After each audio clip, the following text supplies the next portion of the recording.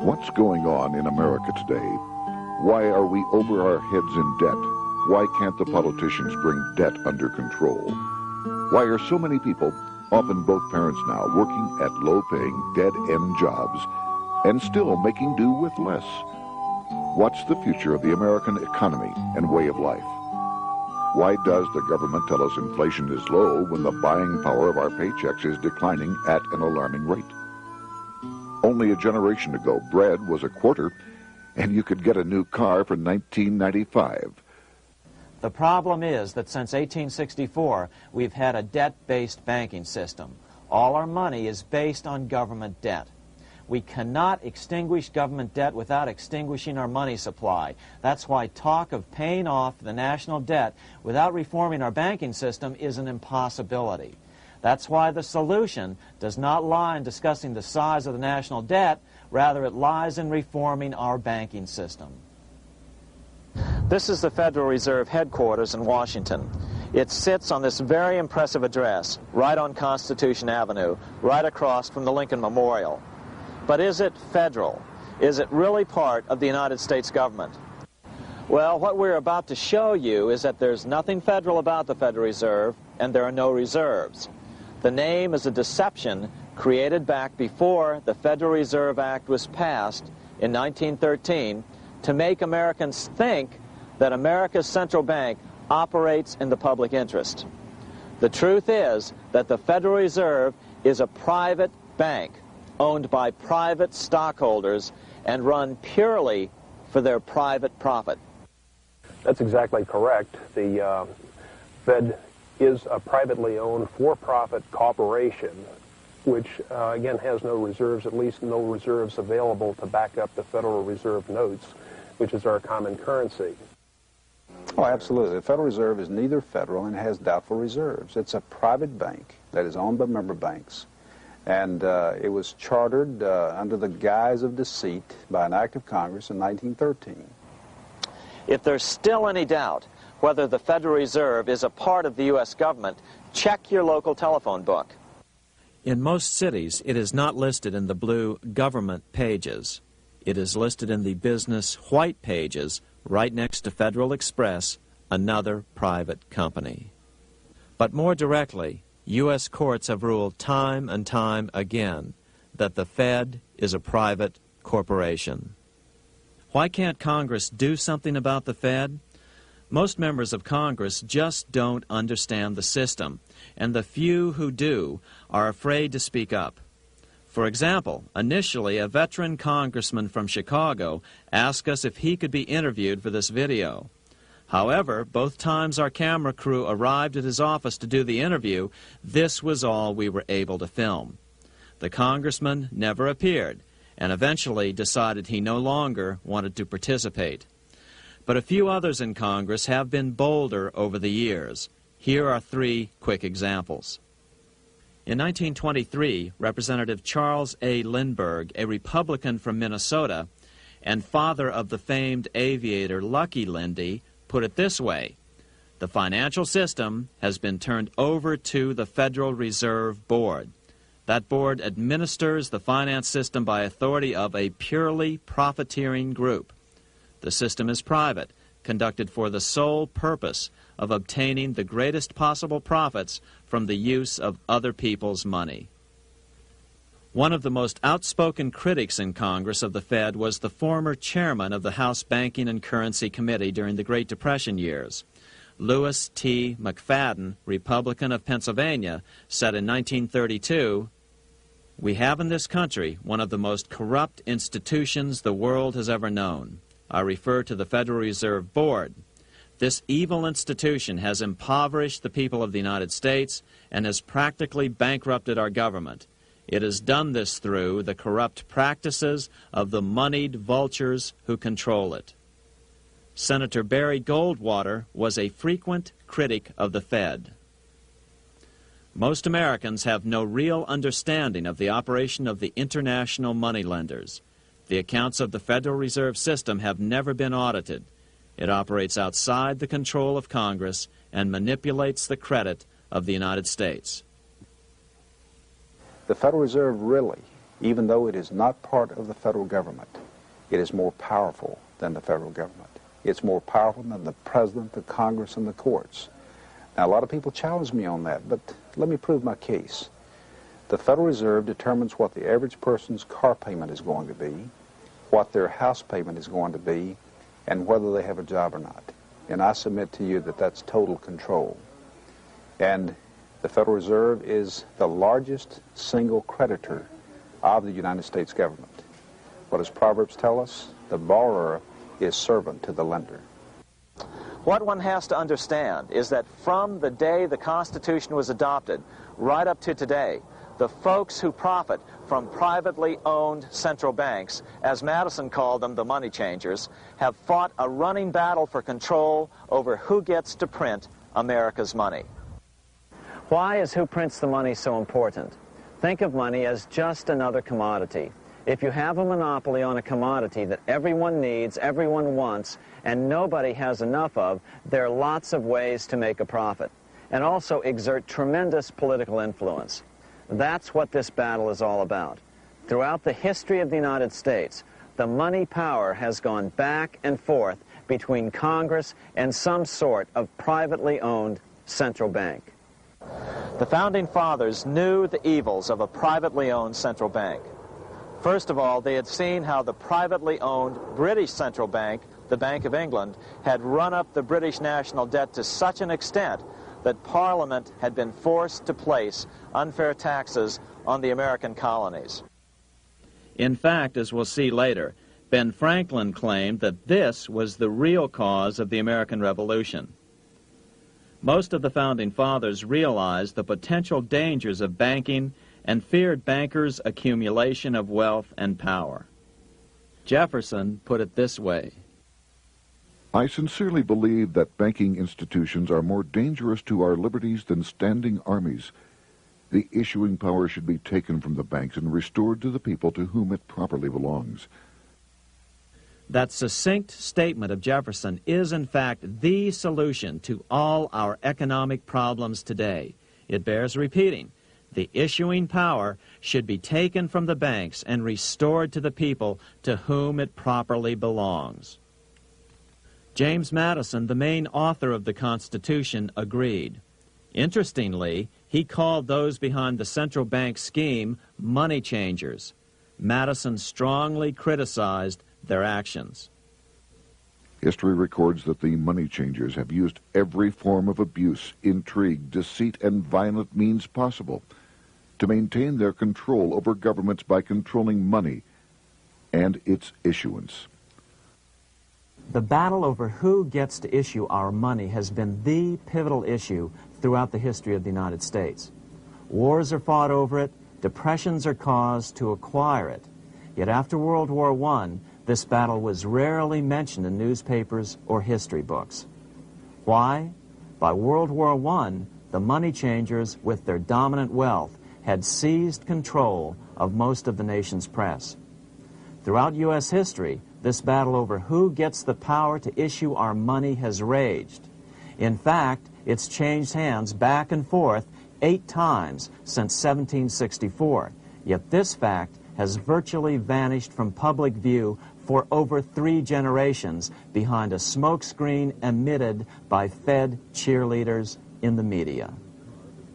Until we stop talking about deficits and government spending and start talking about who controls how much money we have, it's all just a big shell game, a complete and utter deception. It won't matter if you pass an ironclad amendment to the Constitution mandating a balanced budget. Our situation is only going to get worse until we root out the cause at its source. What's the solution for our national problem? First of all, education. That's what this video presentation is all about. But secondly, we must act. We must take back the power to issue our own money. Issuing our own money is not a radical solution. I want to stress that. It's the same solution used at different points in U.S. history by men like Benjamin Franklin, Thomas Jefferson, Andrew Jackson, Martin Van Buren, and Abraham Lincoln.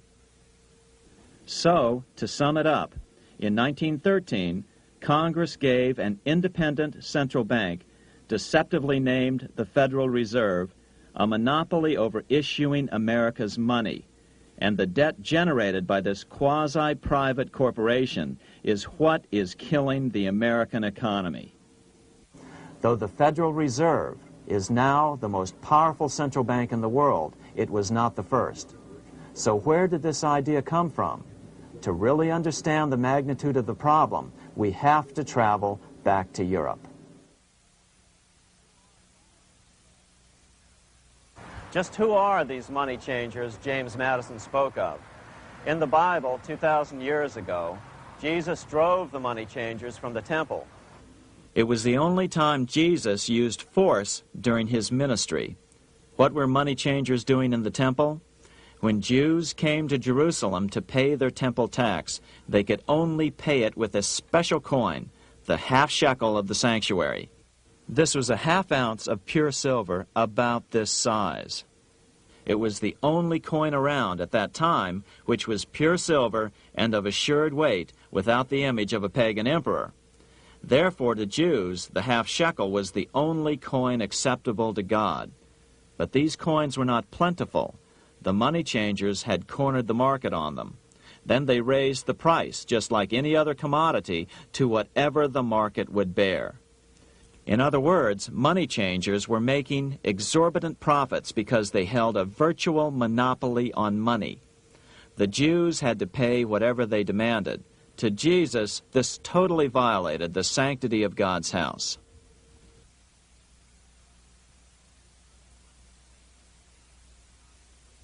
But the money-changing scam did not originate in Jesus' day. 200 years before Christ, Rome was having trouble with money changers. 2 early Roman emperors had tried to diminish the power of the money changers by reforming usury laws and limiting land ownership to 500 acres. They were both assassinated. In 48 BC, Julius Caesar took back the power to coin money from the money changers and minted coins for the benefit of all. With this new, plentiful supply of money, he built great public works projects. By making money plentiful, Caesar won the love of the common man. But the money changers hated him. Some believe this was an important factor in Caesar's assassination. One thing is for sure, with the death of Caesar came the demise of plentiful money in Rome. Taxes increased, as did corruption. Just as in the case of America today, usury and debased coin became the rule. Eventually, the Roman money supply was reduced by 90%. As a result, the common people lost their lands and their homes, just as is about to happen soon in America. With the demise of plentiful money, the masses lost confidence in the Roman government and refused to support it. Rome plunged into the gloom of the Dark Ages.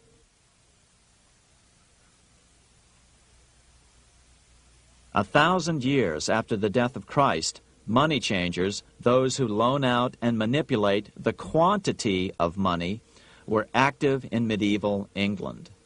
In fact, they were so active that acting together, they could manipulate the entire English economy. These were not bankers per se. The money changers generally were the goldsmiths. They were the first bankers because they started keeping other people's gold for safekeeping in their vaults. The first paper money was merely a receipt for gold left at the goldsmith. Paper money caught on because it was more convenient than carrying around a lot of heavy gold and silver coins. Eventually, goldsmiths noticed that only a small fraction of the depositors ever came in and demanded their gold at any one time. Goldsmiths started cheating on the system. They discovered that they could print more money than they had gold, and usually no one would be the wiser. Then they could loan out this extra money and collect interest on it. This was the birth of fractional reserve banking. That is, loaning out many times more money than you have assets on deposit. So, if $1,000 in gold were deposited with them, they could loan out about $10,000 in paper money and draw interest payments on it, and no one would ever discover the deception. By this means, goldsmiths gradually accumulated more and more wealth and used this wealth to accumulate more and more gold. Today, this practice of loaning out more money than there are reserves is known as fractional reserve banking. Every bank in the United States is allowed to loan out at least 10 times more money than they actually have. That's why they get rich on charging, let's say, 8% interest. It's not really 8% per year, which is their income. It's 80%. That's why bank buildings are always the largest in town. But does that mean that all interest or all banking should be illegal? Hardly. In the Middle Ages, canon law, the law of the Catholic Church, forbade charging interest on loans. This concept followed the teachings of Aristotle and St. Thomas Aquinas. They taught that the purpose of money was to serve the members of society, to facilitate the exchange of goods needed to lead a virtuous life. Interest, in their belief, hindered this purpose by putting an unnecessary burden on the use of money. In other words, interest was contrary to reason and justice. Reflecting church law in the Middle Ages, Europe forbade charging interest on loans and made it a crime called usury. As commerce grew, and therefore opportunities for investment arose in the late Middle Ages, it came to be recognized that to loan money had a cost for the lender, both in risk and in lost opportunity. So some charges were allowed, but not interest per se. But all moralists, no matter what religion, condemn fraud, oppression of the poor, and injustice as clearly immoral.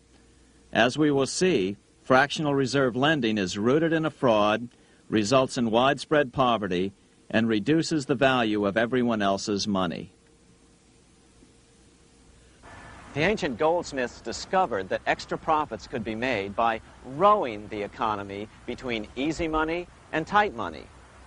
When they made money easier to borrow, then the amount of money in circulation expanded. Money was plentiful. People took out more loans to expand their businesses. But then the money changers would tighten the money supply. They would make loans more difficult to get. What would happen? Just what happens today. A certain percentage of people could not repay their previous loans and could not take out new loans to repay the old ones. Therefore, they went bankrupt and had to sell their assets to the goldsmiths for pennies on the dollar. The same thing is still going on today. Only today, we call this rowing of the economy up and down the business cycle. Like Julius Caesar, King Henry I of England finally resolved to take the money power away from the goldsmiths about 1100 A.D. Henry could have used anything as money, seashells, feathers, or even yak dung, as is often done in remote Tibetan provinces. But he invented one of the most unusual money systems in history. It was called the tally stick system. Here I have one of the few surviving examples of this form of British money, which lasted 726 years until 1826, a tally stick. The tally system was adopted to avoid the monetary manipulation of the goldsmiths. Tally sticks were money fabricated out of sticks of polished wood. Notches were cut along one edge of the stick to indicate the denominations. Then the stick was split lengthwise through the notches so that both pieces still had a record of the notches. The king kept one half to protect against counterfeiting. Then he would spend the other half into the economy and they would circulate as money. This particular tally stick is huge. It represented 25,000 pounds. One of the original stockholders in the Bank of England purchased his original shares with this stick. In other words, he bought shares in the world's richest and most powerful corporation with a stick of wood. It's ironic that after its formation in 1694, the Bank of England attacked the tally stick system because it was money outside the power of the money changers, just as King Henry had wanted it to be. Why do people accept sticks of wood for money? That's a great question. Throughout history, people traded anything they thought had value and used as money. You see, the secret is that money is only what people agree on to use as money. What's our paper money today? It's really just paper. But here's the trick. King Henry ordered that tally sticks had to be used to pay the king's taxes. This built-in demand for tally sticks immediately made them circulate and be accepted as money. And they worked well. In fact, no other form of money has worked so well for so long as tally sticks. Keep in mind, the British Empire was built under the tally stick system. The tally stick system succeeded despite the fact that the money changers constantly attacked it by offering the metal coin system as competition. In other words, metal coins never went completely out of circulation, but tally sticks hung on because they were good for the payment of taxes. Finally, in the 1500s, King Henry VIII relaxed the laws concerning usury, and the money changers wasted no time reasserting themselves. They quickly made their gold and silver money plentiful for a few decades.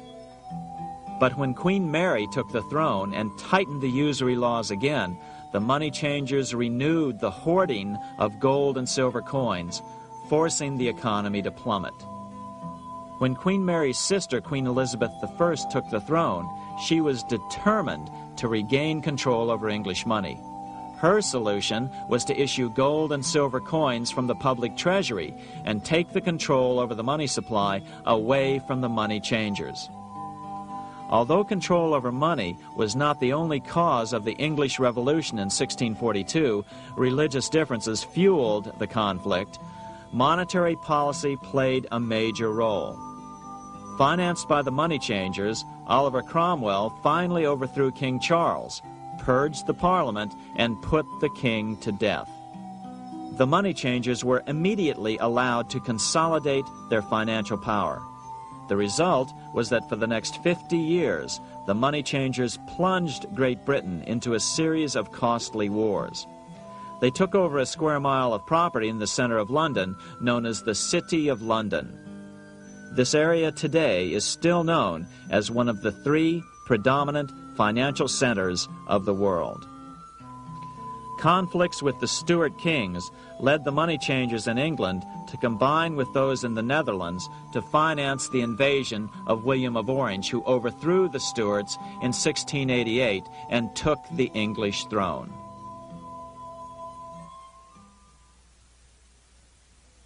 By the end of the 1600s, England was in financial ruin.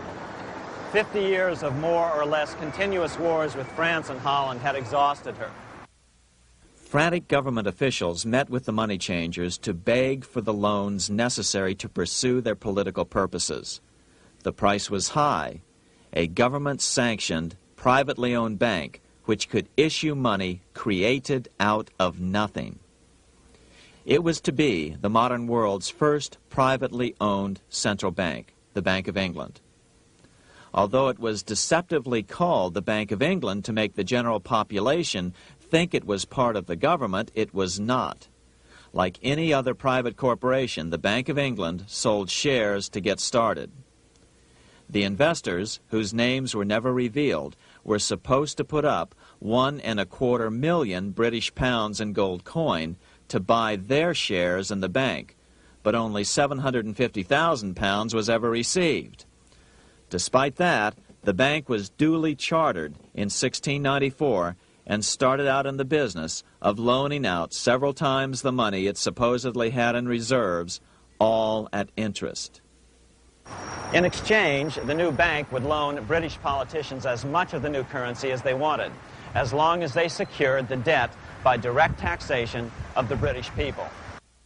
So, legalization of the Bank of England amounted to nothing less than legal counterfeiting of a national currency for private gain. Unfortunately, nearly every nation now has a privately controlled central bank using the Bank of England as the basic model. Such is the power of these central banks that they soon take total control over a nation's economy. It soon amounts to nothing but a plutocracy, ruled by the rich. It would be like putting control of the army in the hands of the mafia. The danger of tyranny would be extreme. Yes, we need central banks. No, we do not need them in private hands. The central bank scam is really a hidden tax. The nation sells bonds to the central bank to pay for things it does not have the political will to raise taxes to pay for. But the bonds are purchased with money the central bank creates out of nothing. More money in circulation makes your money worth less. The government gets as much money as it needs, and the people pay for it in inflation. The beauty of the plan is that not one person in 1,000 can figure it out because it's usually hidden behind complex-sounding economics gibberish. With the formation of the Bank of England, the nation was soon awash in money. Prices throughout the country doubled. Massive loans were granted for just about any wild scheme. One venture proposed to drain the Red Sea to recover gold supposedly lost when the Egyptian army drowned pursuing Moses and the Israelites. By 1698, government debt grew from the initial £1.25 million to £16 million. Naturally, taxes were increased and then increased again to pay for all of this. With the British money supply firmly in their grip, the British economy began a wild roller coaster series of booms and depressions, exactly the sort of thing a central bank claims it is determined to prevent. There are two things which I think are intrinsic not just to the Bank of England but to central banking generally. The first is an involvement in the formulation of monetary policy with the specific objective of achieving monetary stability. However, since the Bank of England took control, the British pound has rarely been stable. Now let's take a look at the role of the Rothschild family, the family said to be the wealthiest in the world.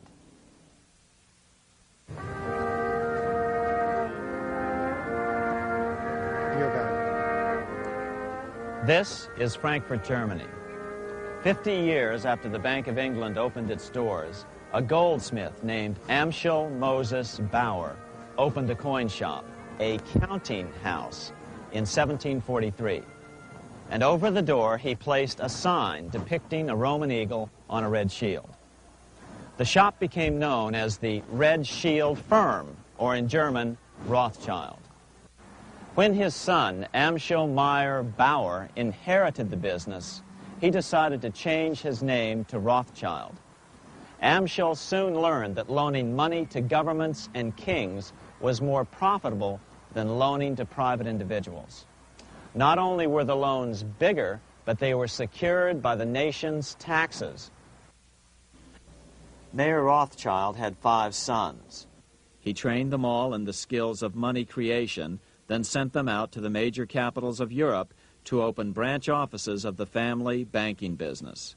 His first son, Amschel Meyer, stayed in Frankfurt to mind the hometown bank. His second son, Solomon, was sent to Vienna. His third son, Nathan, was clearly the most clever. He was sent to London at age 21 in 1798, 100 years after the founding of the Bank of England. His fourth son, Karl, went to Naples, and his fifth son, Jacob, went to Paris. In 1785, Mayer Amschel moved his entire family to this larger house, a 5-story dwelling he shared with the Schiff family. This house was known as the Green Shield. The Rothschilds and the Schiffs would play a central role in the rest of European financial history and in that of the United States. The Rothschilds broke into dealings with European royalty here at Wilhelmshof, the palace of the wealthiest man in Germany, in fact, the wealthiest monarch in all Europe, Prince William of Hesse-Kassel. At first, the Rothschilds were only helping William speculate in precious coins.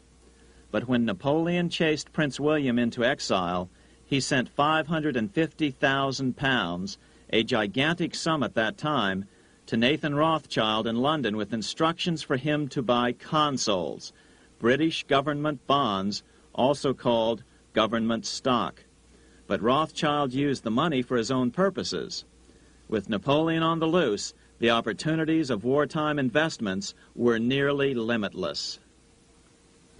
William returned here sometime prior to the Battle of Waterloo in 1815. He summoned Rothschild and demanded his money back. The Rothschilds returned William's money with the interest the British consuls would have paid him had the investment actually been made. But the Rothschilds kept all the past profits they had made using William's money.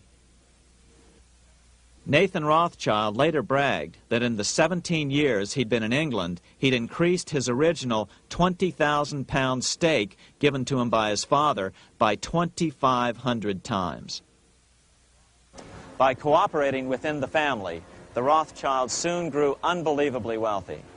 By the mid-1800s, they dominated all European banking and were certainly the wealthiest family in the world. They financed Cecil Rhodes, making it possible for him to establish a monopoly over the diamond and gold fields of South Africa. In America, they financed the Harrimans and railroads, the Vanderbilts and railroads and the press, and Carnegie in the steel industry, among many others. In fact, during World War I, J.P. Morgan was thought to be the richest man in America. But after his death, it was discovered that he was actually only a lieutenant of the Rothschilds. Once Morgan's will was made public, it was discovered that he owned only 19% of J.P. Morgan companies. By 1850, James Rothschild, the heir of the French branch of the family, was said to be worth 600 million French francs, 150 million more than all the other bankers in France put together. He built this mansion called Vérité, just east of Paris. Wilhelm I, on seeing it, exclaimed, "Kings couldn't afford this. It could only belong to a Rothschild." Another 19th century French commentator put it this way: "There is but one power in Europe, and that is Rothschild." There is no evidence that their predominant standing in European or world finance has changed. Now let's take a look at the results the Bank of England had produced on the British economy and how that later was the root cause of the American Revolution.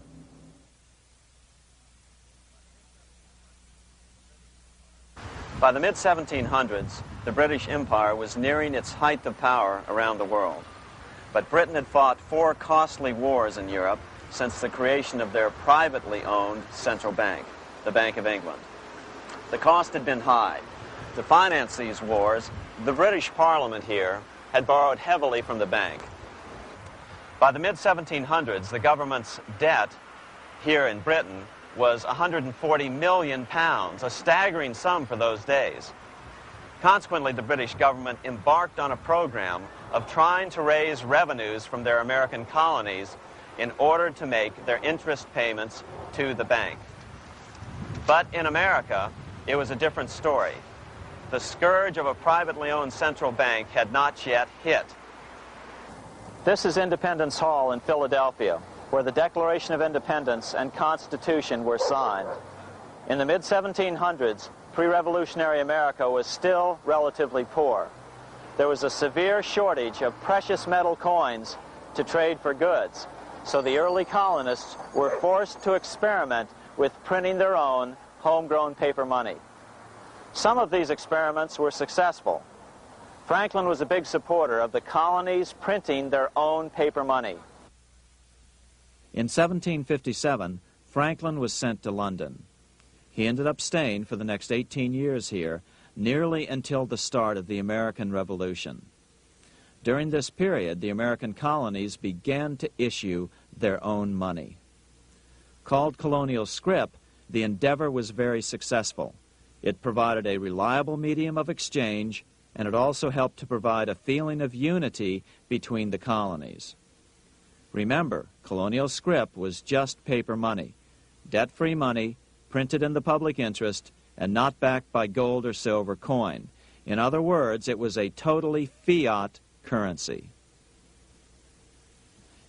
One day, officials of the Bank of England asked Franklin how he would account for the newfound prosperity of the colonies.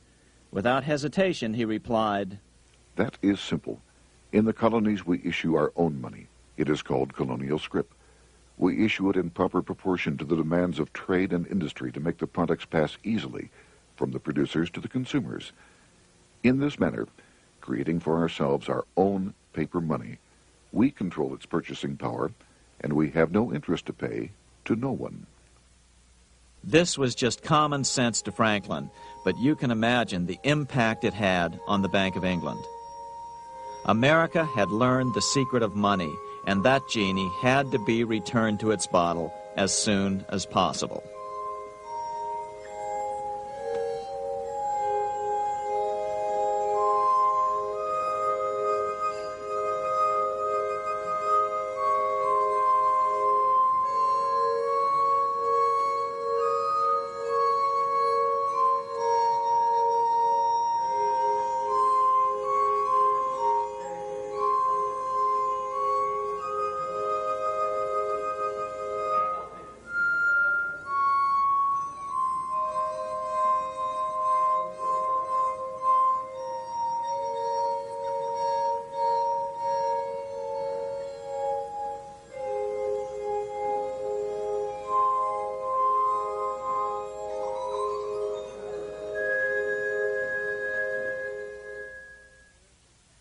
As a result, Parliament hurriedly passed the Currency Act of 1764.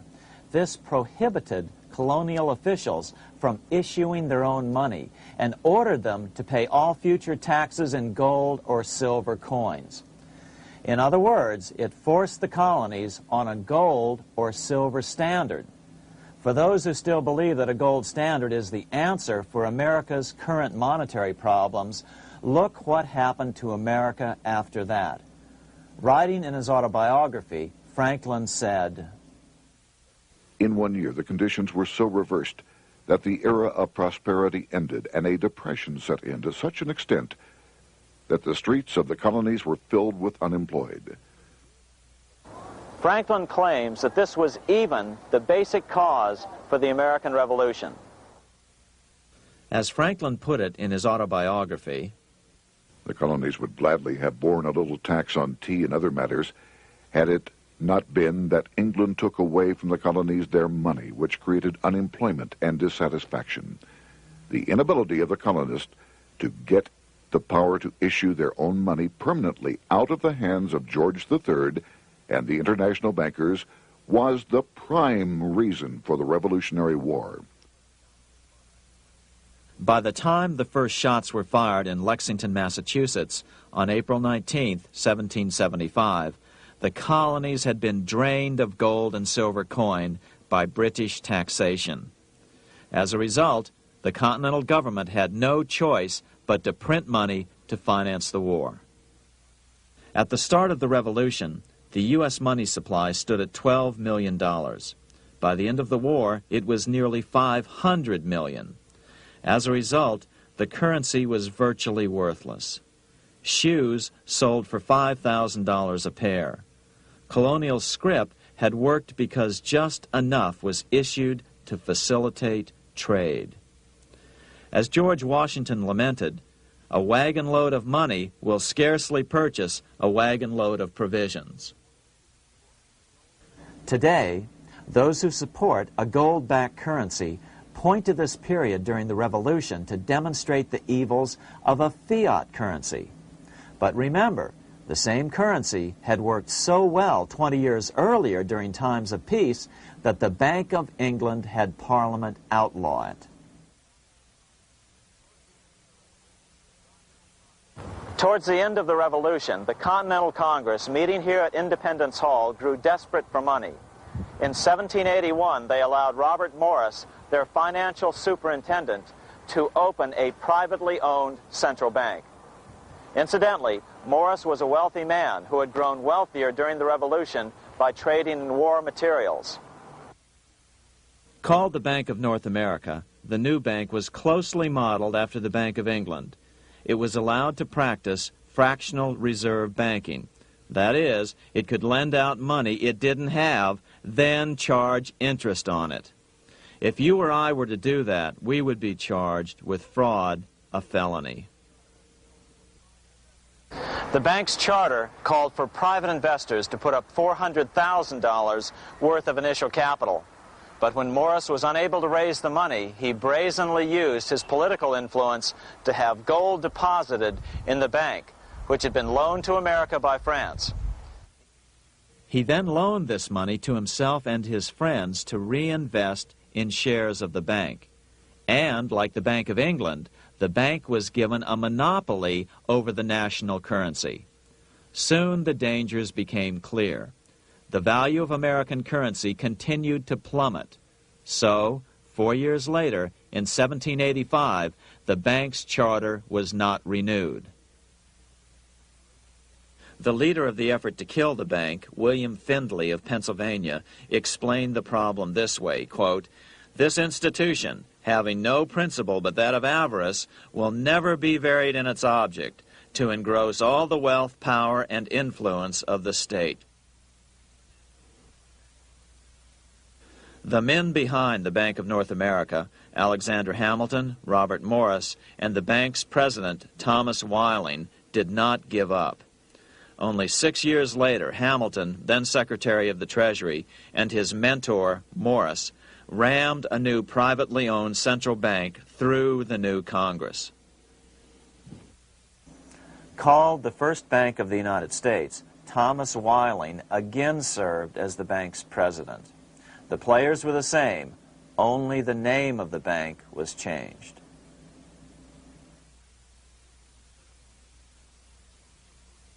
In 1787, colonial leaders assembled in Philadelphia to replace the ailing Articles of Confederation. As we saw earlier, both Thomas Jefferson and James Madison were unalterably opposed to a privately owned central bank. They had seen the problems caused by the Bank of England. They wanted nothing of it. As Jefferson later put it, "If the American people ever allow private banks to control the issue of their currency, first by inflation, then by deflation, the banks and the corporations which grow up around them will deprive the people of all property until their children wake up homeless on the continent their fathers conquered."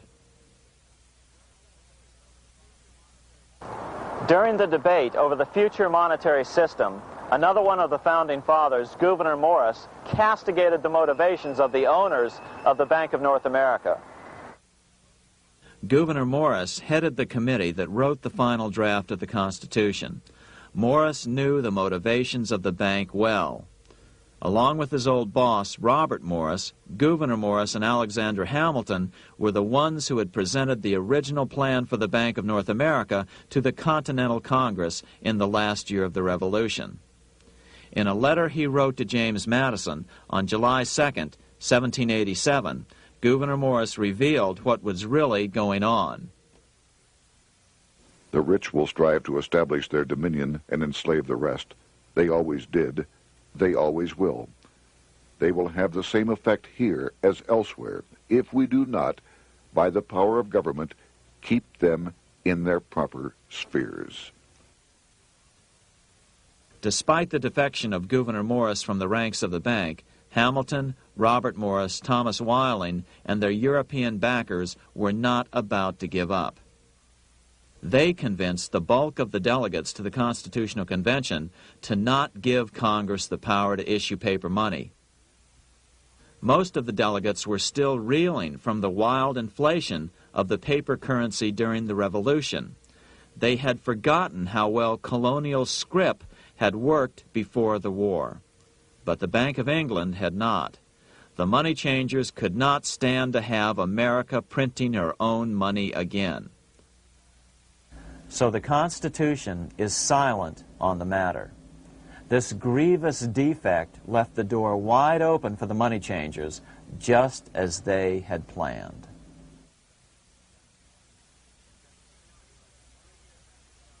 In 1790, less than 3 years after the Constitution had been signed, the money changers struck again. The newly appointed first Secretary of the Treasury, Alexander Hamilton, proposed a bill to the Congress calling for a new, privately owned central bank. Coincidentally, that was the very year that Amschel Rothschild made his pronouncement from his flagship bank in Frankfurt. Let me issue and control a nation's money, and I care not who writes the laws. Alexander Hamilton was a tool of the international bankers, and he wanted to create the U.S. Bank, the BUS, or the Bank of the United States, and did so. Interestingly, one of Hamilton's first jobs after graduating from law school in 1782 was as an aide to Robert Morris, the head of the Bank of North America. In fact, the year before, Hamilton had written Morris a letter saying, "A national debt, if it is not excessive, will be to us a national blessing." A blessing to whom? After a year of intense debate, in 1791, Congress passed the bill and gave it a 20-year charter. The new bank was to be called the First Bank of the United States, or BUS. Here we are in front of the First Bank of the United States in Philadelphia. The bank was given a monopoly on printing U.S. currency, even though 80% of its stock would be held by private investors. The other 20% would be purchased by the U.S. government.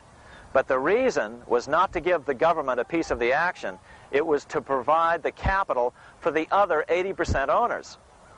As with the old Bank of North America and the Bank of England before that, the stockholders never paid the full amount for their shares. The U.S. government put up their initial $2 million in cash. Then the bank, through the old magic of fractional reserve lending, made loans to its charter investors so they could come up with the remaining $8 million of capital needed for this risk-free investment. Like the Bank of England, the name of the Bank of the United States was deliberately chosen to hide the fact that it was privately controlled. And like the Bank of England, the names of the investors in the bank were never revealed. Many years later, it was a common saying that the Rothschilds were the power behind the old Bank of the United States. The bank was sold to Congress as a way to bring stability to the banking system and eliminate inflation. So what happened? Over the first 5 years, the U.S. government borrowed $8.2 million from the Bank of the United States. In the same 5-year period, prices rose by 72%. Jefferson, as the new Secretary of State, watched the borrowing with sadness and frustration, unable to stop it. I wish it were possible to obtain a single amendment to our Constitution, taking from the federal government the power of borrowing. Millions of Americans feel the same way today. They watch in helpless frustration as the federal government borrows the American economy into oblivion. So, although it was called the First Bank of the United States, it was not the first attempt at a privately owned central bank in this country. As with the Bank of North America, the government put up most of the cash to get this private bank going, then the bankers loaned the money to each other to buy the remaining stock in the bank. It was a scam, plain and simple, and they wouldn't be able to get away with it for long. But first, we have to travel back to Europe to see how a single man was able to manipulate the entire British economy by obtaining the first news of Napoleon's final defeat.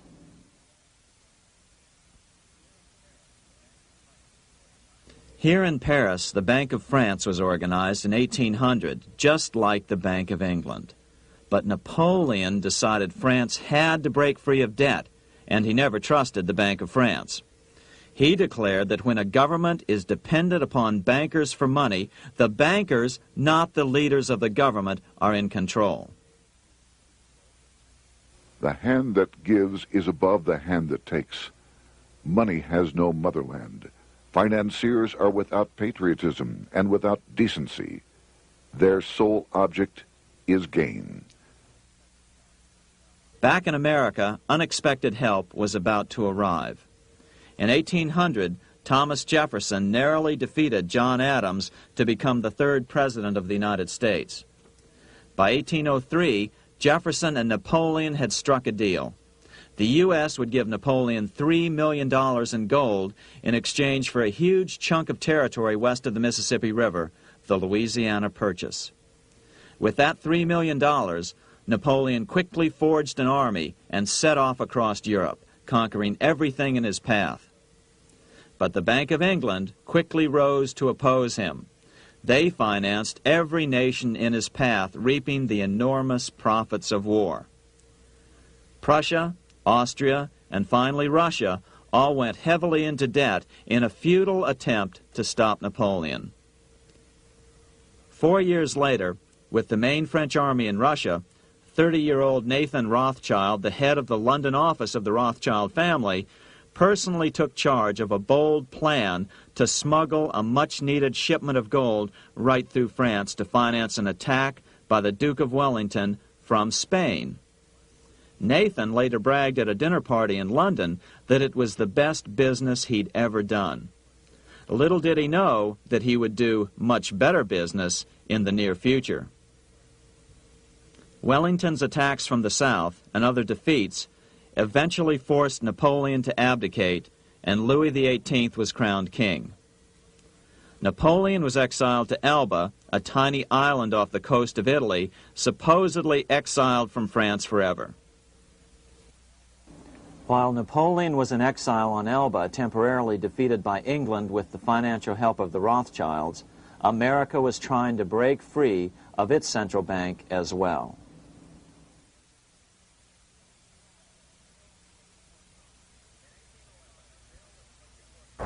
In 1811, a bill was put before Congress to renew the charter of the Bank of the United States. The debate grew very heated, and the legislatures of both Pennsylvania and Virginia passed resolutions asking Congress to kill the bank. The press corps of the day attacked the bank openly, calling it a great swindle, a vulture, a viper, and a cobra. Oh, to have an independent press once again in America. A congressman named P.B. Porter attacked the bank from the floor of Congress, saying if the bank's charter was renewed, Congress, quote, will have planted in the bosom of this Constitution a viper, which one day or another will sting the liberties of this country to the heart, close quote. Prospects didn't look that good for the bank. Some writers have even claimed that Nathan Rothschild warned that the United States would find itself involved in a most disastrous war if the bank's charter were not renewed. But it wasn't enough. When the smoke had cleared, the renewal bill was defeated by a single vote in the House and was deadlocked in the Senate. By now, America's fourth president, James Madison, was in the White House. Remember, Madison was a staunch opponent of the bank. His vice president, George Clinton, broke a tie in the Senate and sent the bank into oblivion. Within 5 months, England attacked the U.S., and the War of 1812 was on. But the British were still busy fighting Napoleon, and so the War of 1812 ended in a draw in 1814. Though the money changers were temporarily down, they were far from out. It would take them only another 2 years to bring back their bank bigger and stronger than ever.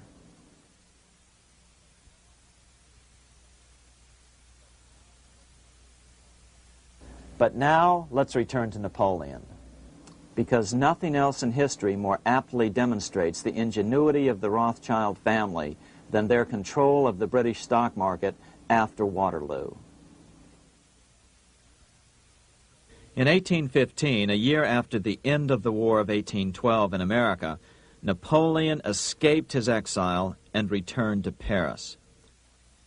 French troops were sent out to capture him, but such was his charisma that the soldiers rallied around their old leader and hailed him as their emperor once again. In March of 1815, Napoleon equipped an army which Britain's Duke of Wellington defeated less than 90 days later at Waterloo. Some writers claim Napoleon borrowed £5 million from the Bank of England to rearm, but it appears these funds actually came from the Ouvard banking house in Paris. Nevertheless, from about this point on, it was not unusual for privately controlled central banks to finance both sides in a war. Why would a central bank finance opposing sides in a war? Because war is the biggest debt generator of them all. A nation will borrow any amount for victory. The ultimate loser is loaned just enough to hold out the vain hope of victory, and the ultimate winner is given enough to win. Besides, such loans are usually conditioned upon the guarantee that the victor will honor the debts of the vanquished.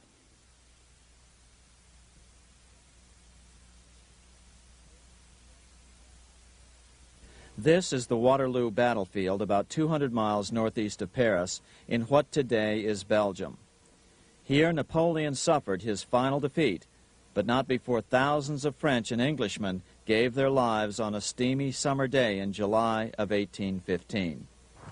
Right over there, on June 18, 1815, 74,000 French troops met 67,000 troops from Britain and other European nations. The outcome was certainly in doubt. In fact, had Napoleon attacked a few hours earlier, he would probably have won the battle. But no matter who won or lost, back in London, Nathan Rothschild planned to use the opportunity to try to seize control over the British stock and bond market and possibly even the Bank of England. Rothschild stationed a trusted agent, a man named Rothworth, on the north side of the battlefield, closer to the English Channel. Once the battle had been decided, Rothworth took off for the Channel. He delivered the news to Nathan Rothschild a full 24 hours before Wellington's own courier. Rothschild hurried to the stock market and took up his usual position in front of an ancient pillar. All eyes were on him. The Rothschilds had a legendary communications network. If Wellington had been defeated and Napoleon was loose on the continent again, Britain's financial situation would become grave indeed. Rothschild looked saddened. He stood there motionless, eyes downcast. Then suddenly he began selling. Other nervous investors saw that Rothschild was selling. It could only mean one thing. Napoleon must have won, Wellington must have lost. The market plummeted. Soon everyone was selling their consols, their British government bonds, and prices dropped sharply. But then Rothschild started secretly buying up the consols through his agents for only a fraction of their worth hours before. Myths, legends, you say? 100 years later, the New York Times ran a story which said that Nathan's grandson had attempted to secure a court order to suppress a book with this stock market story in it.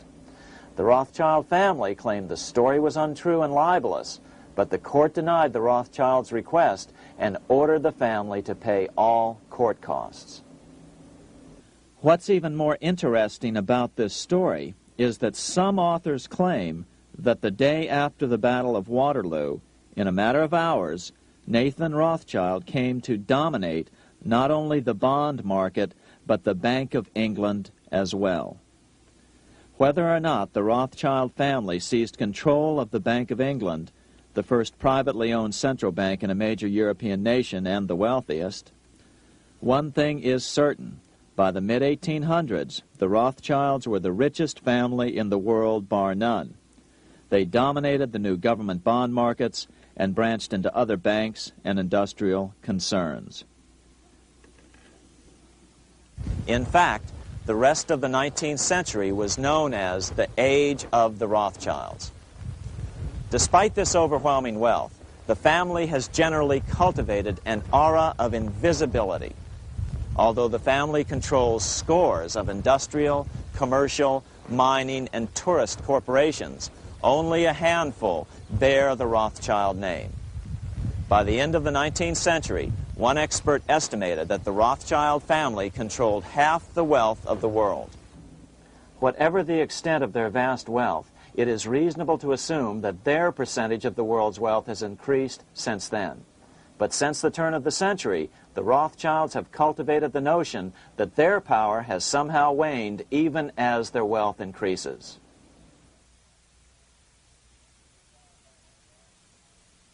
Meanwhile, back in Washington in 1816, just 1 year after Waterloo and Rothschild's alleged takeover of the Bank of England, the American Congress passed a bill permitting yet another privately owned central bank. This bank was called the Second Bank of the United States.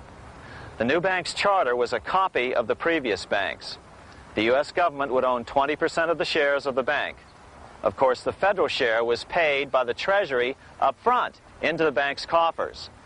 Then, through the magic of fractional reserve lending, it was transformed into loans to private investors who then bought the remaining 80% of the shares. Just as before, the primary stockholders remained a secret.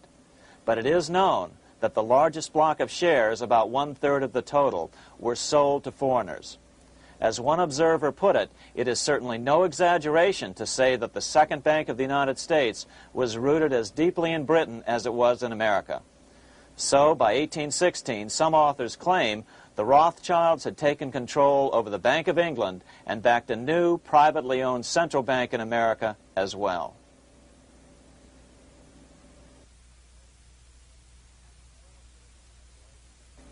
After 12 years of manipulations of the U.S. economy on the part of the Second Bank of the U.S., the American people had had just about enough. Opponents of the bank nominated a dignified senator from Tennessee, Andrew Jackson, the hero of the Battle of New Orleans, to run for president. This is his home, the Hermitage. No one gave Jackson a chance initially. The bank had long ago learned how the political process could be controlled with money. To the surprise and dismay of the money changers, Jackson was swept into office in 1828. Jackson was determined to kill the bank at the first opportunity and wasted no time in trying to do so.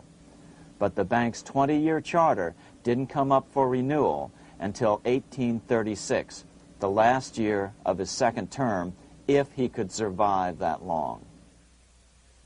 During his first term, Jackson contented himself with rooting out the bank's many minions from government service. He fired 2,000 of the 11,000 employees of the federal government. In 1832, with his re-election approaching, the bank struck an early blow, hoping Jackson would not want to stir up controversy. They asked Congress to pass a renewal bill 4 years early. Naturally, Congress complied, then sent it to the president for signing.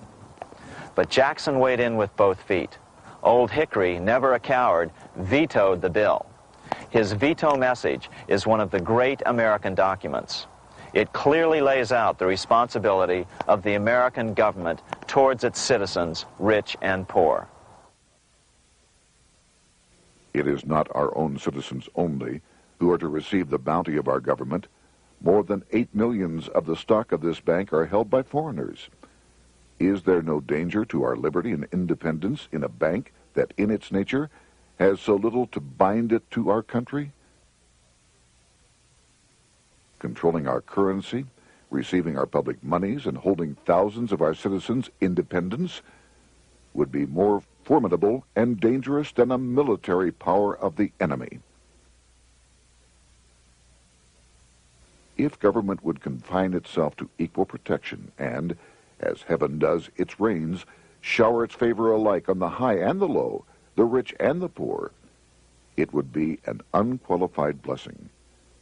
In the act before me, there seems to be a wide and unnecessary departure from these just principles. Later that year, in July 1832, Congress was unable to override Jackson's veto. Now Jackson had to stand for re-election. Jackson took his argument directly to the people. For the first time in U.S. history, Jackson took his presidential campaign on the road. Before then, presidential candidates stayed at home and looked presidential. His campaign slogan was "Jackson and no bank." The National Republican Party ran Senator Henry Clay against Jackson. Despite the fact that the bankers poured over $3 million into Clay's campaign, Jackson was reelected by a landslide in November of 1832. Despite his presidential victory, Jackson knew the battle was only beginning. "The hydra of corruption is only scotched, not dead," said the newly elected president. Jackson ordered his new Secretary of Treasury, Lewis McLean, to start removing the government's deposits from the second bank and start placing them in state banks. But McLean refused to do so. Jackson fired him and appointed William J. Duane as the new Secretary of the Treasury. Duane also refused to comply with the president's requests, and so Jackson fired him as well and then appointed Roger B. Taney to the office. Taney did withdraw government funds from the bank starting on October 1st, 1833. Jackson was jubilant. "I have it chained. I'm ready with screws to draw every tooth and then the stumps." But the bank was not yet done fighting. Its head, Nicholas Biddle, used his influence to get the Senate to reject Taney's nomination. Then, in a rare show of arrogance, Biddle threatened to cause a depression if the bank was not rechartered. This worthy president thinks that because he has scalped Indians and imprisoned judges, he is to have his way with the bank. He is mistaken. Next, in an unbelievable fit of honesty for a central banker, Biddle admitted that the bank was going to make money scarce to force Congress to restore the bank. Nothing but widespread suffering will produce any effect on Congress. Our only safety is in pursuing a steady course of firm restriction, and I have no doubt that such a course will ultimately lead to restoration of the currency and the recharter of the bank. What a stunning revelation. Here was the pure truth, revealed with shocking clarity. Biddle intended to use the money contraction power of the bank to cause a massive depression until America gave in.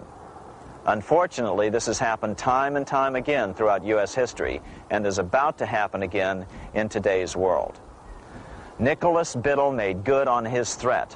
The bank sharply contracted the money supply by calling in old loans and refusing to extend new ones. A financial panic ensued, followed by a deep depression. Naturally, Biddle blamed Jackson for the crash, saying that it was caused by the withdrawal of federal funds from the bank. Unfortunately, his plan worked well. Wages and prices sagged. Unemployment soared along with business bankruptcies. The nation quickly went into an uproar. Newspaper editors blasted Jackson in editorials. The bank threatened to withhold payments, which then could be made directly to key politicians for their support. Within only months, Congress assembled in what was called the panic session. 6 months after he had withdrawn funds from the bank, Jackson was officially censured by a resolution which passed the Senate by a vote of 26 to 20. It was the first time a president had ever been censured by Congress. Jackson lashed out at the bank. "You are a den of vipers. I intend to rout you out, and by eternal God, I will rout you out."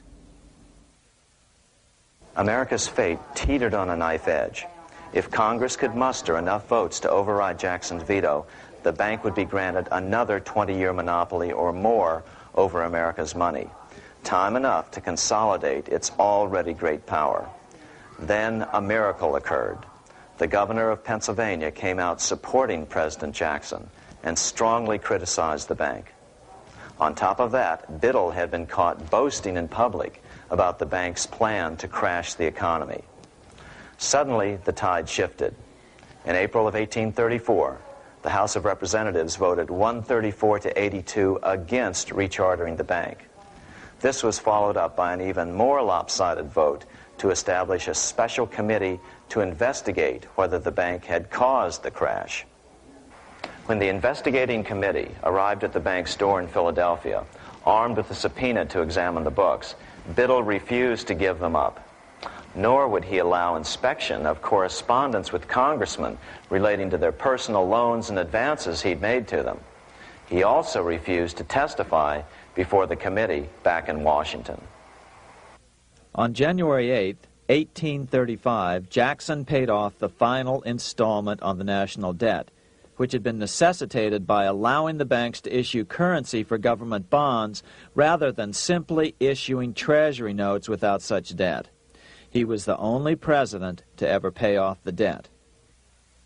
A few weeks later, on January 30th, 1835, an assassin by the name of Richard Lawrence tried to shoot President Jackson, but by the grace of God, both pistols misfired. Lawrence was later found not guilty by reason of insanity. After his release, he bragged to friends that powerful people in Europe had put him up to the task and promised to protect him if he were caught. The following year, when its charter ran out, the Second Bank of the United States ceased functioning as the nation's central bank. Biddle was later arrested and charged with fraud. He was tried and acquitted, but died shortly thereafter while still tied up in civil suits. After his second term as president, Jackson retired here to the Hermitage outside of Nashville to live out his life. He is still remembered here for his determination to kill the bank. In fact, he killed it so well that it took the money changers 77 years to undo the damage. When asked what his most important accomplishment had been, Jackson replied, "I killed the bank." Unfortunately, even Jackson failed to grasp the entire picture and its root cause. Although Jackson had killed the central bank, the most insidious weapon of the money changers, fractional reserve banking, remained in use by the numerous state-chartered banks. This fueled economic instability in the years before the Civil War. Still, the central bankers were out, and as a result, America thrived as it expanded westward. During this time, the principal money changers struggled to regain their lost centralized power, but to no avail. Then, finally, they reverted to the old central bankers' formula: war to create debt and dependency. If they couldn't get their central bank any other way, America could be brought to its knees by plunging it into a civil war, just as they had done in 1812 after the first Bank of the United States was not rechartered. 1 month after the inauguration of Abraham Lincoln, the first shots of the American Civil War were fired here at Fort Sumter, South Carolina, on April 12, 1861. Certainly slavery was a cause for the Civil War, but not the primary cause. Lincoln knew that the economy of the South depended upon slavery, and so before the Civil War, he had no intention of eliminating it. Lincoln had put it this way in his inaugural address only 1 month earlier. I have no purpose, directly or indirectly, to interfere with the institution of slavery in the states where it now exists. I believe I have no lawful right to do so, and I have no inclination to do so. Even after the first shots were fired here at Fort Sumter, Lincoln continued to insist that the Civil War was not about the issue of slavery. My paramount objective is to save the Union, and it is not either to save or destroy slavery. If I could save the Union without freeing any slave, I would do it. So what was the Civil War all about? There were many factors at play.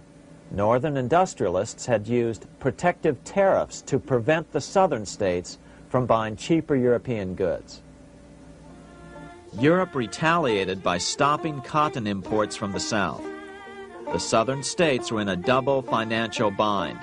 They were forced to pay more for most of the necessities of life, while their income from cotton exports plummeted. The South was angry. But there were other factors at work. The money changers were still stung by America's withdrawal from their control 25 years earlier. Since then, America's wildcat economy had made the nation rich, a bad example for the rest of the world. The central bankers now saw an opportunity to split the rich new nation, to divide and conquer by war. Was this just some sort of wild conspiracy theory at the time? Well, let's take a look at what a well-placed observer of the scene had to say at the time. His name was Otto von Bismarck, Chancellor of Germany, the man who united the German states a few years later. The division of the United States into federations of equal force was decided long before the Civil War by the high financial powers of Europe. These bankers were afraid that the United States, if they remained as one bloc and as one nation, would attain economic and financial independence which would upset their financial domination over the world. Within months after the first shots here at Fort Sumter, the central bankers loaned Napoleon III of France, the nephew of the Waterloo Napoleon, 210 million francs to seize Mexico and station troops along the southern border of the U.S., taking advantage of their war to violate the Monroe Doctrine and return Mexico to colonial rule.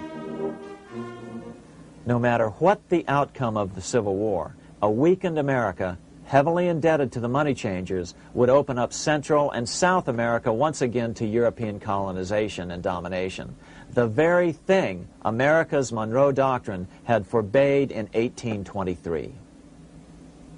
At the same time, Great Britain moved 11,000 troops into Canada and positioned them menacingly along America's northern border.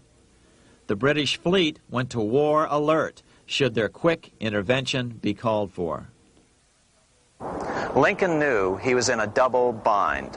That's why he agonized over the fate of the Union. There was a lot more to it than just differences between the North and the South. That's why his emphasis was always on union and not merely the defeat of the South. But Lincoln needed money to win. In 1861, Lincoln and his Secretary of Treasury, Salmon P. Chase, went to New York to apply for the necessary loans. The money changers, anxious to see the Union fail, offered loans at 24 to 36% interest. Lincoln said thanks, but no thanks, and returned to Washington. Lincoln sent for an old friend, Colonel Dick Taylor of Chicago, and put him on the problem of financing the war. During one meeting, Lincoln asked Taylor what he'd discovered. Taylor put it this way. Why, Lincoln, that is easy. Just get Congress to pass a bill authorizing the printing of full legal tender treasury notes, and pay your soldiers with them, and go ahead and win your war with them also. When Lincoln asked if the people of the United States would accept the notes, Taylor said, "The people, or anyone else, will not have any choice in the matter if you make them full legal tender. They will have the full sanction of the government and be just as good as any money, as Congress is given that express right by the Constitution." So that's exactly what Lincoln did. In 1862-63, he printed up $450 million worth of the new bills. In order to distinguish them from other banknotes in circulation, he printed them in green ink on the back side. That's why the notes were called greenbacks. With this new money, Lincoln paid the troops and bought their supplies. During the course of the war, nearly $450 million worth of greenbacks were printed at no interest to the federal government. Lincoln understood who was really pulling the strings and what was at stake for the American people. This is how he explained his rationale. The government should create, issue, and circulate all the currency and credit needed to satisfy the spending power of the government and the buying power of consumers. The privilege of creating and issuing money is not only the supreme prerogative of government, but it is the government's greatest creative opportunity. By the adoption of these principles, the taxpayers will be saved immense sums of interest. Money will cease to be master and become the servant of humanity. A truly incredible editorial in the London Times explained the central bankers' attitude towards Lincoln's greenbacks. If this mischievous financial policy, which has its origins in North America, shall become indurated down to a fixture, then That government will furnish its own money without cost. It will pay off debts and be without debt. It will have all the money necessary to carry on its commerce. It will become prosperous without precedent in the history of the world. The brains and wealth of all countries will go to North America. That country must be destroyed, or it will destroy every monarchy on the globe. The scheme was effective, so effective that the next year, 1863, with Federal and Confederate troops beginning to mass for the decisive battle of the Civil War, and the Treasury in need of further congressional authority to issue more greenbacks, Lincoln allowed the bankers to push through the National Bank Act. These new national banks would operate under a virtual tax-free status and collectively had the exclusive monopoly power to create the new form of money, banknotes. Though greenbacks continued to circulate, their numbers were not increased. But most importantly, from this point on, the entire U.S. money supply would be created out of debt by bankers buying U.S. government bonds and issuing them for reserves for banknotes. As historian John Kenneth Galbraith explained it, in numerous years following the war, the federal government ran a heavy surplus. It could not, however, pay off its debt, retire its securities, because to do so meant there would be no bonds to back the national banknotes. To pay off the debt was to destroy the money supply. Later in 1863, Lincoln got some unexpected help from Tsar Alexander II of Russia. The Tsar, like Bismarck in Germany, knew what the international money changers were up to and had steadfastly refused to let them set up a central bank in Russia. If America survived and was able to remain out of their clutches, the Tsar's position would remain secure. If the bankers were successful at dividing America and giving the pieces back to Great Britain and France, both nations under control of their central banks, eventually they would threaten Russia again.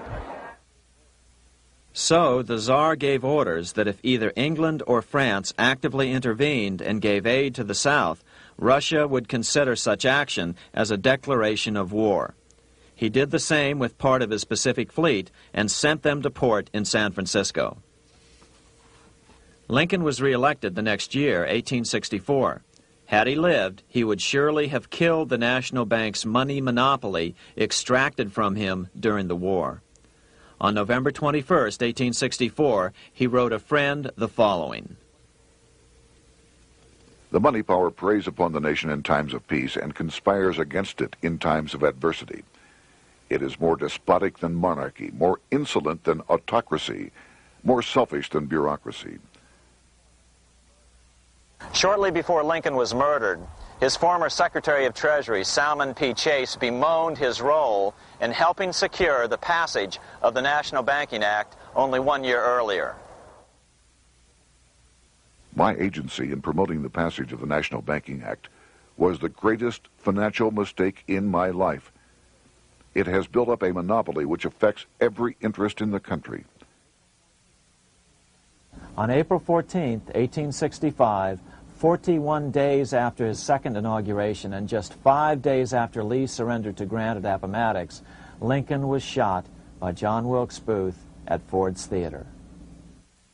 Bismarck, Chancellor of Germany, lamented the death of Abraham Lincoln. The death of Lincoln was a disaster for Christendom.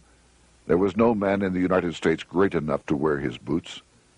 I fear that foreign bankers, with their craftiness and torturous tricks, will entirely corrupt the exuberant riches of America and use it systematically to corrupt modern civilization. They will not hesitate to plunge the whole of Christendom into wars and chaos in order that the earth should become their inheritance. Bismarck well understood the money changers' plan. Allegations that international bankers were responsible for Lincoln's assassination surfaced in Canada 70 years later in 1934. Gerald G. McGeer, a popular and well-respected Canadian attorney, revealed this stunning charge in a 5-hour speech before the Canadian House of Commons, blasting Canada's debt-based money system. Remember, it was 1934, the height of the Great Depression, which was ravaging Canada as well. McGeer had obtained evidence deleted from the public record, provided to him by Secret Service agents at the trial of John Wilkes Booth, after Booth's death. McGeer said it showed that Booth was a mercenary working for the international bankers. According to an article in the Vancouver Sun of May 2nd, 1934, Abraham Lincoln, the martyred emancipator of the slaves, was assassinated through the machinations of a group representative of the international bankers who feared the United States president's national credit ambitions. There was only one group in the world at that time who had any reason to desire the death of Lincoln. They were the men opposed to his national currency program and who had fought him throughout the whole Civil War on his policy of greenback currency. Interestingly, McGeer claimed that Lincoln was assassinated not only because international bankers wanted to reestablish a central bank in America, but because they also wanted to base America's currency on gold. Gold they controlled. In other words, put America on a gold standard. Lincoln had done just the opposite by issuing U.S. notes, greenbacks, which were based purely on the good faith and credit of the United States. The article quoted McGeer as saying, "They were the men interested in the establishment of the gold standard and the right of the bankers to manage the currency and credit of every nation in the world. With Lincoln out of the way, they were able to proceed with that plan and did proceed with it in the United States. Within 8 years after Lincoln's assassination, silver was demonetized and the gold standard money system set up in the United States." Not since Lincoln has the U.S. issued debt-free United States notes. These red-sealed bills, which were issued in 1963, were not a new issue from President Kennedy, but merely the old greenbacks reissued year after year. In another act of folly and ignorance, the 1994 Regal Act actually authorized the replacement of Lincoln's greenbacks with debt-based notes. In other words, greenbacks were in circulation in the United States until 1994. Why was silver bad for the bankers and gold good? Simple. Because silver was plentiful in the United States. It was very hard to control. Gold was, and always has been, scarce. Throughout history, it has been relatively easy to monopolize gold, but silver has historically been 15 times more plentiful. With Lincoln out of the way, the money changers' next objective was to gain complete control over America's money. This was no easy task. With the opening of the American West, silver had been discovered in huge quantities. On top of that, Lincoln's greenbacks were generally popular. Despite the European central bankers' deliberate attacks on greenbacks, they continued to circulate in the United States, in fact, until a few years ago. According to historian W. Cleon Skousen, right after the Civil War, there was considerable talk about reviving Lincoln's brief experiment with the constitutional monetary system. Had not the European Money Trust intervened, it would have no doubt become an established institution. it is clear that the concept of America printing her own debt-free money sent shockwaves throughout the European central banking elite. They watched with horror as Americans clamored for more greenbacks. They may have killed Lincoln, but support for his monetary ideas grew. On April 12, 1866, nearly 1 year to the day of Lincoln's assassination, Congress went to work at the bidding of the European central banking interests. It passed the Contraction Act, authorizing the Secretary of the Treasury to begin to retire some of the greenbacks in circulation and thereby contract the money supply. Authors Theodore R. Thorin and Richard F. Warner explained the results of the money contraction in their classic book on the subject, The Truth in Money Book. The hard times which occurred after the Civil War could have been avoided if the greenback legislation had continued as President Lincoln had intended. Instead, there were a series of money panics, what we call recessions, which put pressure on Congress to enact legislation to place the banking system under centralized control. Eventually, the Federal Reserve Act was passed on December 23, 1913. In other words, the money changers wanted two things: the reinstitution of a central bank under their exclusive control, and two, an American currency backed by gold. Their strategy was twofold. First of all, cause a series of panics to try to convince the American people that only centralized control of the money supply could provide economic stability. And secondly, remove so much money from the system that most Americans would be so desperately poor that they either wouldn't care or would be too weak to oppose the bankers. In 1866, there was $1.8 billion in currency in circulation in the United States, about $50.46 per capita.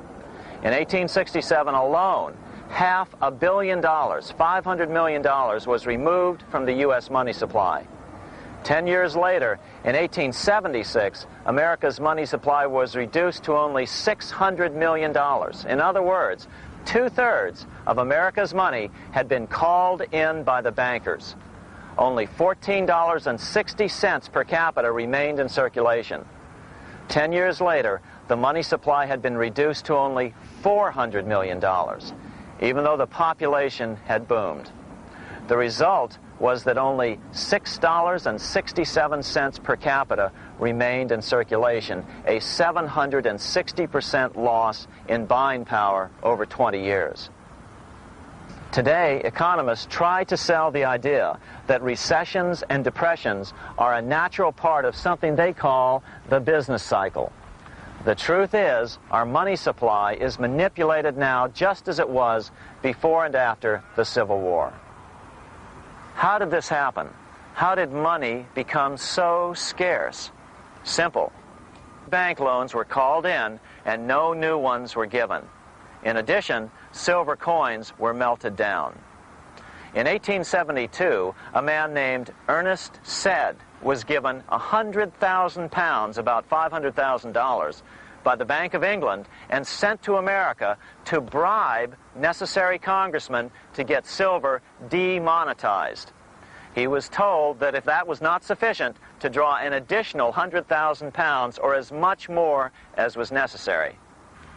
The next year, Congress passed the Coinage Act of 1873, and the minting of silver dollars abruptly stopped. In fact, Representative Samuel Hooper, who introduced the bill in the House, acknowledged that Mr. Said actually drafted the legislation. But it gets even worse than that. In 1874, Said himself admitted who was behind the scheme. I went to America in the winter of 1872-73, authorized to secure, if I could, the passage of a bill demonetizing silver. It was in the interest of those I represented, the governors of the Bank of England, to have it done. By 1873, gold coins were the only form of coin money. But the contest over control of America's money was not yet over. Only 3 years later, in 1876, with 1/3 of America's workforce unemployed, the population was growing restless. People were clamoring for a return to the greenback money system of President Lincoln or a return to silver money, anything that would make money more plentiful. That year, Congress created the United States Silver Commission to study the problem. Their report clearly blamed the monetary contraction on the national bankers. The report is interesting because it compares the deliberate money contraction by the national bankers after the Civil War to the fall of the Roman Empire. The disaster of the Dark Ages was caused by decreasing money and falling prices. Without money, civilization could not have had a beginning, and with a diminishing supply, it must languish and, unless relieved, finally perish. At the Christian era, the metallic money of the Roman Empire amounted to $1,800,000,000. By the end of the 15th century, it had shrunk to less than $200 million. History records no other such disastrous transition as that from the Roman Empire to the Dark Ages.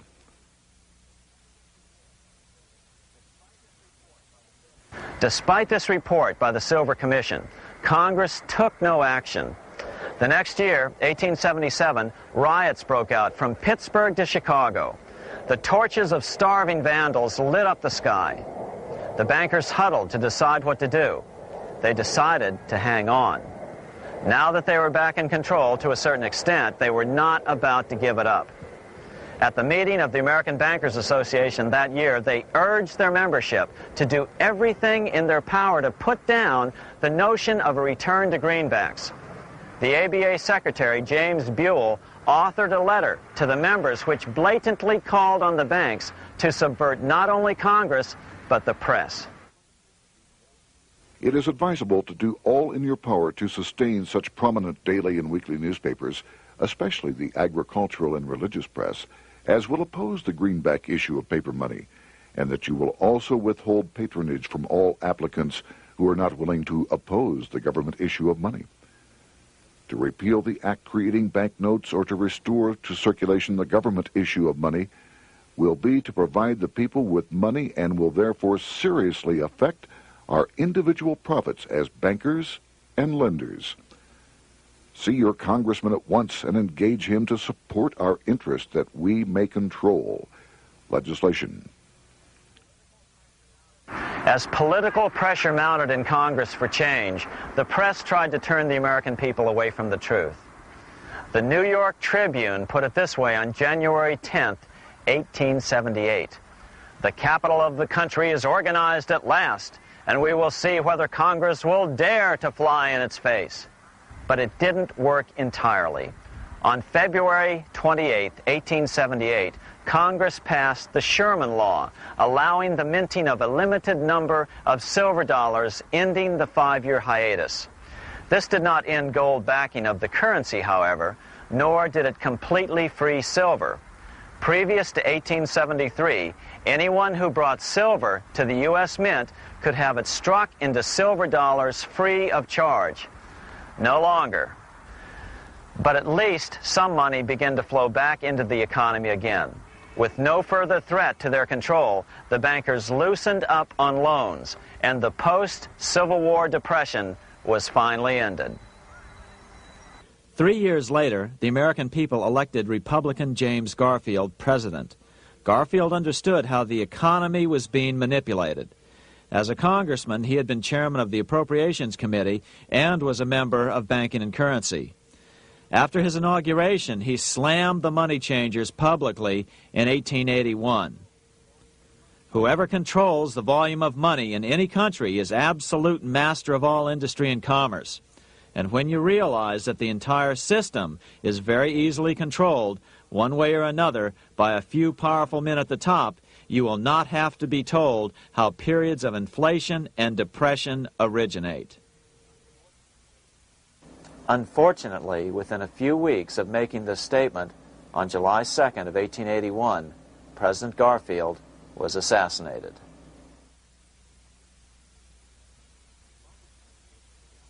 The money changers were gathering strength fast.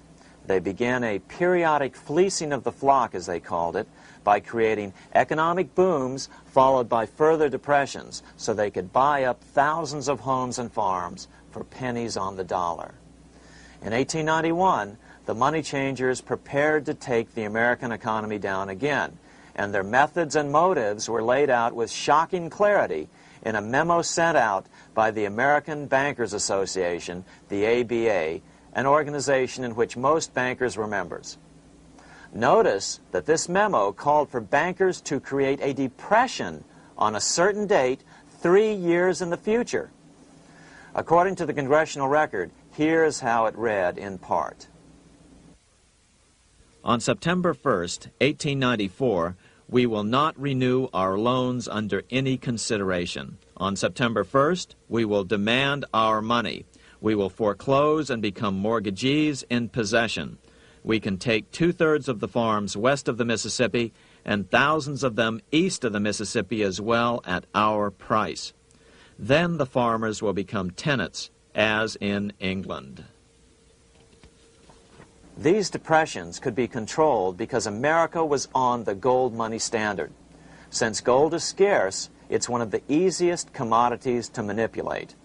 People wanted silver money legalized again so they could escape the stranglehold the money changers had on gold money. People wanted silver money reinstated, reversing Mr. Said's Act of 1873, by then called the Crime of 73. By 1896, the issue of more silver money had become the central issue in the presidential campaign. William Jennings Bryan, a senator from Nebraska, ran for president as a Democrat on the free silver issue. At the Democratic National Convention in Chicago, he made an emotional speech which won him the nomination entitled Crown of Thorns and Cross of Gold. Though Bryan was only 36 years old at the time, this speech is widely regarded as the most famous oration ever made before a political convention. In the dramatic conclusion, Bryan said, "We will answer their demand for a gold standard by saying to them, you shall not press down upon the brow of labor this crown of thorns. You shall not crucify mankind upon a cross of gold." The bankers lavishly supported the Republican candidate, William McKinley, who favored the gold standard. The resulting contest was amongst the most fiercely contested presidential races in American history. Bryan made over 600 speeches in 27 states. The McKinley campaign got manufacturers and industrialists to inform their employees that if Bryan were elected, all factories and plants would close and there would be no work.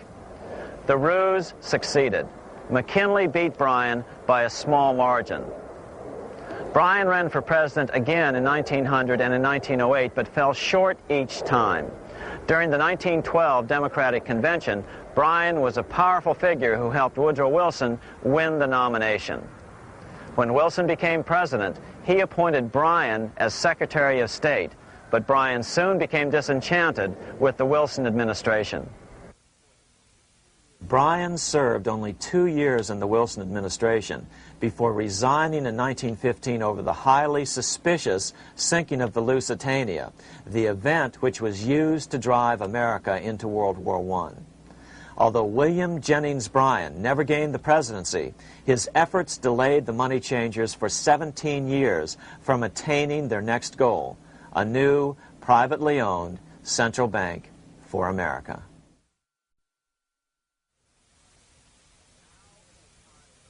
Now it was time for the money changers to get back to the business of a new private central bank for America.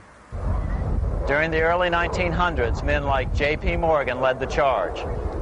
One final panic would be necessary to focus the nation's attention on the supposed need for a central bank.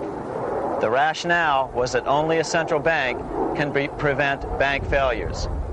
Morgan was clearly the most powerful banker in America and a suspected agent for the Rothschilds. Morgan had helped finance John D. Rockefeller's Standard Oil empire. He had also helped finance the monopolies of Edward Harriman in railroads, of Andrew Carnegie in steel, and of others in numerous industries.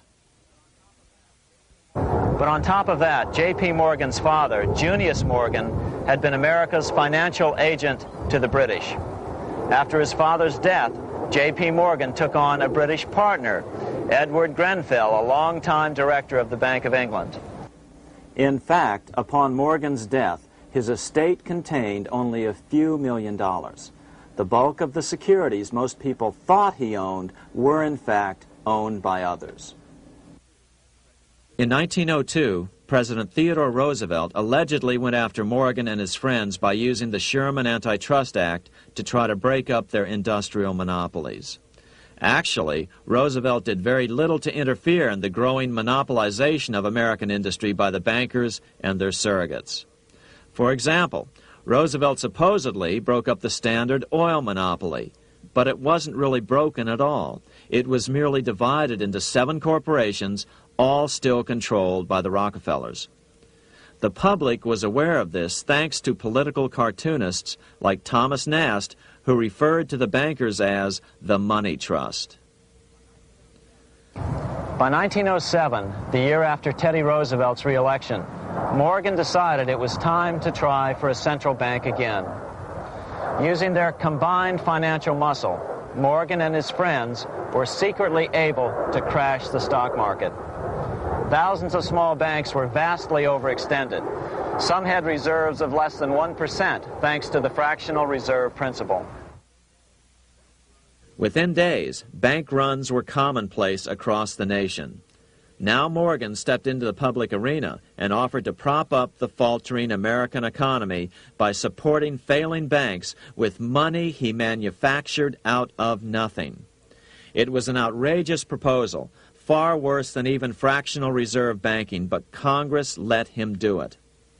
Morgan manufactured $200 million worth of this completely reserveless private money and bought things with it, paid for services with it, and sent some of it to his branch banks to lend out at interest. His plan worked. Soon, the public regained confidence in money in general and quit hoarding their currency. But as a result, banking power